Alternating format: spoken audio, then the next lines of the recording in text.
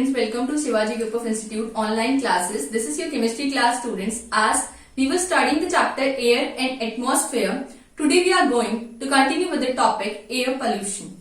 Students, air pollution क्या होता है? जब एयर में कुछ हार्मफुल या अनडिजायरेबल सब्सटेंसेस प्रेजेंट होते हैं जो कि मैन को या नेचर को हार्म करते हैं, उनकी लाइफ को इंजीरियस बना देते हैं, कहीं ना कहीं प्लांट्स या एनिमल्स का सर्वाइवल डिफिकल्ट हो जाता है, तो ऐसे केस में हमें ब्रीथिंग प्रॉब्लम होती है या बहुत सारी सिचुएशन में आपको प्रॉब्लम फेस करनी पड़ती है, तो हम कहते हैं एयर पोल्यूटेड हो गई या पोल्यूशन हो गया है एयर में. So we can say when the air contain harmful और undesirable substances generated by the activities of man or nature such that their concentration interferes with the human health or is injurious to plants or animal, it is said to be polluted air. उस air को हम polluted air यानी गंदी air कहते हैं, और वो जो undesirable substances होते हैं उनको हम pollutants कहते हैं. अच्छा, एयर polluted कैसे होती है नेचर में? How air gets polluted in nature?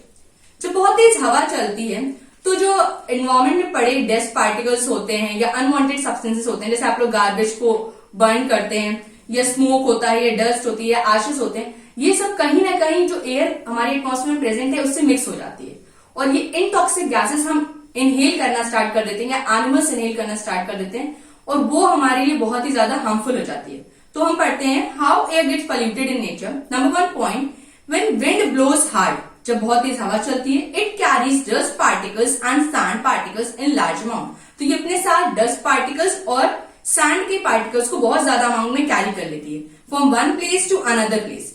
When forest fire takes place, a large amount of carbon particles and carbon monoxide particles enter air as pollutant. When volcano erupt, a huge amount of ash and sulfur dioxide is added in the air as pollutant. जब volcano eruption होता है यानी volcano बड़े बड़े ज्वालामुखी जब फटते हैं तो सल्फर डाइऑक्साइड गैस इवॉल्व होती है और वो भी बहुत इनटॉक्सिक गैस होती है जो एयर को पोल्यूट कर देती है. Third, during the pollination of crops का पॉलिनेशन होता है and trees, a significant amount of pollen enter into the atmosphere. The air polluted with the pollen causes allergy in some persons. और ये कहीं ना कहीं एलर्जी प्रोड्यूस करती है जिसकी वजह से अस्थमा जैसी बीमारी होती है, लोगों को स्नीजिंग में प्रॉब्लम होने लगती है. How air gets polluted by the activities of human beings. कौन कौन सी एक्टिविटीज हम लोग ऐसी करते हैं जिसकी वजह से एयर पोल्यूट होने लगी है? Most of the pollution is caused by the human activities. आजकल की लाइफ में बहुत सारे पोल्यूशन किसकी वजह से हो रहे हैं? ह्यूमन की एक्टिविटीज की वजह से हो रहे हैं. सबसे पहले जब हम कोयला जलाते हैं या फिर जो व्हीकल्स हम यूज करते हैं वो बहुत ज्यादा धुआं दे रही होती हैं, वो कहीं ना कहीं पोल्यूशन को कंट्रीब्यूट करती है. हमारे घर का जो गार्बेज होता है या अनवांटेड सब्सटेंसेस होते हैं, हम क्या करते हैं, एक जगह डंप कर लेते हैं और वहां पे हम उस प्रॉपर तरीके से उसको बर्न करना स्टार्ट कर देते हैं. वो भी हार्मफुल गैसेस एटमॉस्फेयर में कंट्रीब्यूट करती है. ठीक है, लोग चूल्हा यूज करते हैं विलेजेस में, ये भी हार्मफुल तरीका है. So we are going to study one by one points. Number 1, a large amount of coal is burn in thermal plants. जो बड़े बड़े थर्मल प्लांट्स होते हैं वहां पे बहुत ज्यादा कोयले को जलाया जाता है ताकि इलेक्ट्रिसिटी को प्रोड्यूस कर सकें. These plants throw out huge amount of smoke and ash. वहां से बहुत ज्यादा धुआं निकलता है, राख निकलती है और ये जाके एटमॉस्फेयर में कंट्रीब्यूट हो जाती है, which can be detected up to the radius of 20 kilometres और more than the location of power plants. Vehicles using petrol और diesel produce a large amount of smoke and carbon dioxide. ठीक, carbon dioxide, carbon monoxide जैसी gases vehicle से eject होती हैं, जो जैसे दिल्ली, मुंबई, कलकत्ता, ये ऐसी जगह हैं जहां पे कानपुर, जहां पे पोल्यूशन एक्सट्रीम्स में बढ़ गया है. क्यों? क्योंकि यहाँ पे बहुत ज्यादा पॉपुलेशन भी है और बहुत ज्यादा पोल्यूशन इस वजह से हो रहा है क्योंकि हम सबसे ज्यादा व्हीकल्स का यूज करते हैं और व्हीकल्स में जो पेट्रोल, डीजल वगैरह यूज किया जाता है वो बहुत ज्यादा हार्मफुल सब्सटेंसेस प्रोड्यूस करता है. Number 3, burning of refuge in big cities, specially the plastic bags. हम प्लास्टिक जलाते हैं, ठीक, cause lot of pollution to the formation of carbon monoxide, sulfur dioxide and nitrogen dioxide. Next, pesticide sprays in the fields also causes air pollution. जो हम लोग खाद में unwanted substances मिलाते हैं जिससे हमें लगता है कि हमारी खेती बहुत अच्छी होगी, जो पेस्टिसाइड्स, इंसेक्टिसाइड्स यूज करते हैं वो भी कहीं ना कहीं पोल्यूशन को कंट्रीब्यूट करते हैं. अब हम पोल्यूशन को कम कैसे कर सकते हैं? How to reduce pollution of air due to human activities.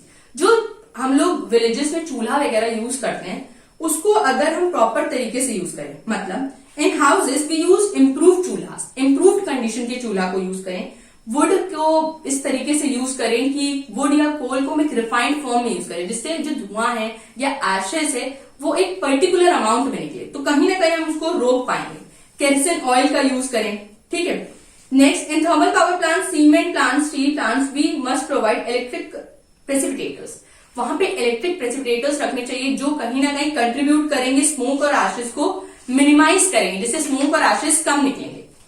The sulfur dioxide gas and nitrogen dioxide gas formed in the above plant should be removed. और जो SO2 और NO2 बन रही हैं, इनके लिए कहीं ना कहीं एब्जॉर्बेंट चैम्बर्स लगाने चाहिए कि जो हार्मफुल गैसेस निकल रही हैं इनको एटमॉस्फेयर में जाने से पहले ही रोक लिया जाए, ताकि लोगों के लिए सर्वाइवल डिफिकल्ट ना हो।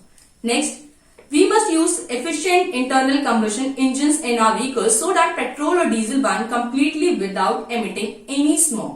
The harmful gases present in the exhaust should be removed by using catalytic converters. ये जो बहुत सारी एनवायरमेंट में हार्मफुल गैसेस इजेक्ट होती हैं, कभी व्हीकल्स की वजह से, कभी चूल्हास की वजह से, कभी कभी थर्मल पावर प्लांट्स की वजह से, इनके लिए हमें कैटालिटिक कन्वर्टर्स लगाने चाहिए कि हार्मफुल गैसेस कहीं ना कहीं यूजफुल गैसेस में प्रोड्यूस हो सके। कैटालिटिक कन्वर्टर्स मतलब ऐसी केमिकल रिएक्शंस हो जिसकी वजह से SO2 कहीं ना कहीं ब्रेक हो सके, ऑक्सीजन हमें अलग अमाउंट में प्रोड्यूस मिल सके।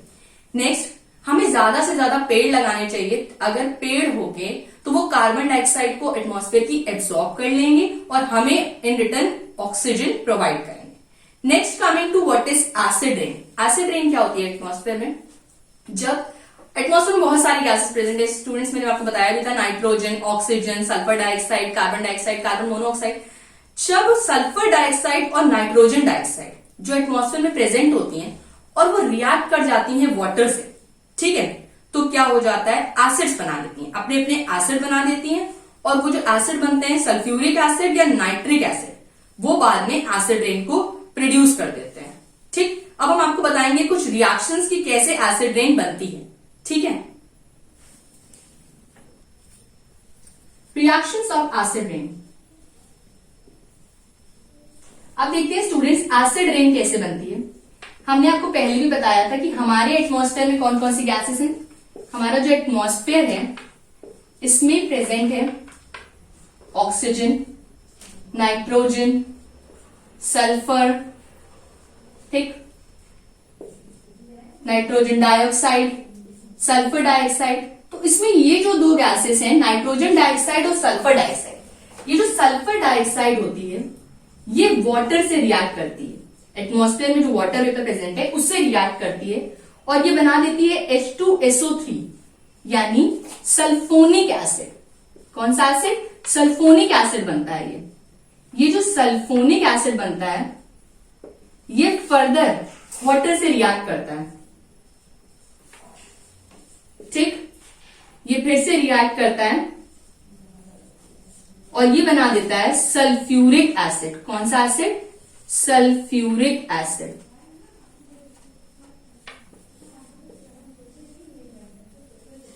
इसी तरीके से जब NO2 रिएक्ट करती है H2O से यानी नाइट्रिक ऑक्साइड रिएक्ट करता है वाटर से, तो ये बनाता है HNO3 यानी ये बनता है नाइट्रिक एसिड। और ये जो दो एसिड हैं, नाइट्रिक एसिड और सल्फ्यूरिक एसिड, ये दोनों जब एटमॉस्फेयर से कंबाइन कर जाते हैं, ठीक है, तो ये एक्चुअली एसिड रेन को कंट्रीब्यूट कर देते हैं और यहीं से एसिड रेन का प्रोसेस स्टार्ट हो जाता है। ठीक,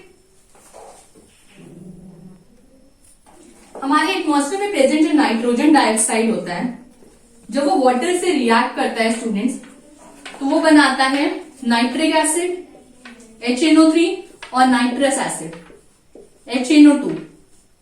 ये नाइट्रिक एसिड है और एक बनता है नाइट्रस एसिड। तो ये दोनों के दोनों ही एसिड ऐसे होते हैं जो एसिड रेन को कंट्रीब्यूट करते हैं। ठीक है, now students, harmful effects of acid rain. क्या क्या हार्मफुल इफेक्ट होते हैं एसिड रेन के? सबसे पहला इफेक्ट ये होता है स्टूडेंट्स, जो एक्वेटिक प्लांट्स और एनिमल्स होते हैं, मतलब पानी में रहने वाले पेड़ और जानवर, उनकी लाइफ को बहुत खतरा होता है। क्यों? Acid rain which fall on the reverse, acid rain जो कि रिवर्स में फॉल करती हैं, ओशियंस में, पॉन्ड्स में या जितनी भी वाटर बॉडीज हैं, increases the acidity of water. वहां पे वाटर की एसिडिटी बढ़ जाती है और एक्वेटिक प्लांट्स और एनिमल्स की लाइफ हार्मफुल हो जाती है, मतलब वहां पे उनका रहना बहुत ज्यादा मुश्किल हो जाता है। Harmful acids consume by the fish hinders their ability to respire. क्या होता है, जब एसिड का कंटेंट मिल जाता है वाटर में तो रेस्पिरेशन का प्रोसेस रुक जाता है, सांस लेने में दिक्कत होने लगती है। Acid rain also affects the reproduction in fish leading to the formation of weak और ब्रिटल एग्स। फिर जब फिश में रिप्रोडक्शन का प्रोसेस होता है तो एसिड जब वो कंज्यूम कर लेती है तो जो एग फॉर्मेशन होता है वो धीमा हो जाता है। Next, effect on soils and forest. Soils और फॉरेस्ट पे क्या इफेक्ट पड़ता है? When acid rain falls on the leaves of the trees, जब लीव्स पे पड़ती है acid rain, the essential nutrients present in them get removed। जो बहुत ही ज्यादा महत्वपूर्ण जो तत्व होते हैं, बहुत ज्यादा एसेंशियल न्यूट्रिएंट्स होते हैं, वो धीरे धीरे कम होने लगते हैं। Acid rain falling on the soil increases the acidity of water. और जब सॉइल पे यानी मिट्टी पे पड़ता है एसिड रेन तो एसिड का कंटेंट ज्यादा हो जाता है मिट्टी में, तो मिट्टी की जो उपजाऊ क्षमता होती है वो धीरे धीरे कम होती रहती है। Acid water dissolves the essential nutrients in the soil and carries them away with it before they can be absorbed by the plants। तो plants absorb नहीं कर पाते हैं उसको। Next, effect of acid rain on humans। Humans पे क्या effect पड़ता है acid rain का? Acid rain affect human health। इंसान की जो health होती है उसको भी acid rain बहुत ज्यादा affect करती है। We are the atmosphere as well as soil where the food we eat is grown। क्यों? क्योंकि जो खेतों में जहां पे एसिड रेन हो जाती है, यानी सॉइल जो एसिड रेन को एब्जॉर्ब कर चुकी होती है, वहां पे जब खेत में हम प्लांट्स को उगाएंगे तो वहां पे क्या होगा स्टूडेंट्स, जो क्रॉप्स उगेंगे उसको जब ह्यूमंस कंज्यूम कर लेंगे तो कहीं ना कहीं बॉडी में हमारे भी एसिड का कंटेंट जाने लगेगा।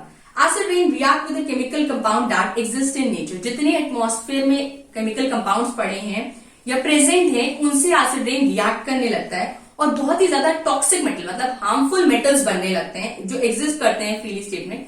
यहां तक कि ड्रिंकिंग वाटर में भी एसिड रेन का कंटेंट मिल जाता है। मतलब जो लोग समुद्र के किनारे रहते हैं या कहीं पे रहते हैं वहां पे अगर एसिड रेन आ जाती है तो लोग वही वाटर को कंज्यूम करना स्टार्ट कर देते हैं। Next, this contaminated food can cause severe brain damage.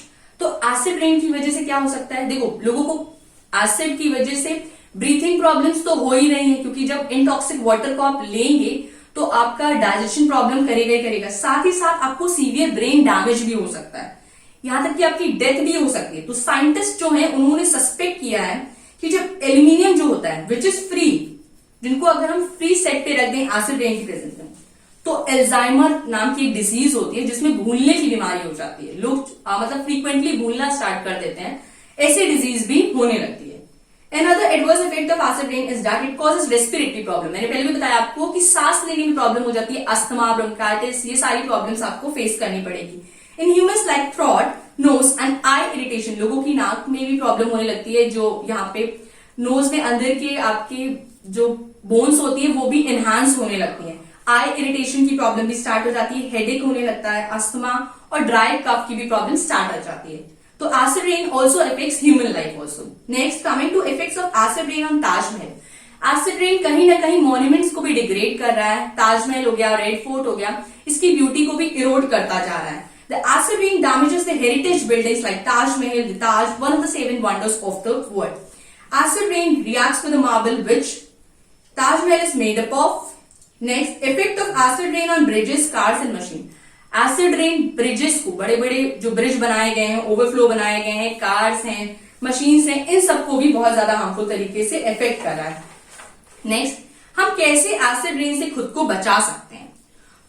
तो following are the possible solutions to prevent ill effects of acid rain. Number 1, use clean fuels. हमें अच्छा एलपीजी और सीएनजी यूज करना चाहिए। Next, use scrubbers in the chimneys to clean harmful pollutants from the waste gases discharge by the power plants. Number 3, हमें catalytic converters का use करना चाहिए, मतलब जो हार्मफुल गैसेस एटमॉस्फेयर से निकल रही हैं उनको वो कैटालिटिक कन्वर्टर एब्सॉर्ब कर सके और अपने एटमॉस्फेयर में अच्छी गैस को प्रोड्यूस कर सकें। Next, people should be aware of harmful effects of acid rain. लोगों को पता भी होना चाहिए कि एसिड रेन के क्या क्या हार्मफुल इफेक्ट्स होते हैं। अगर उनको जागरूकता ही नहीं होगी तो वो एसिड रेन को कंज्यूम भी कर सकते हैं। Next, industries should be relocated to the outside of city. जितनी भी बड़ी बड़ी इंडस्ट्रीज है, मल्टी प्रोजेक्ट्स लगाए गए हैं, उनको सिटी के बाहर रखना चाहिए ताकि लोगों की नॉर्मल लाइफ में प्रॉब्लम्स ना हो। Student, by this we have completed the chapter Air and Atmosphere. You will be provided with the notes and PDF. Thank you and have a nice day.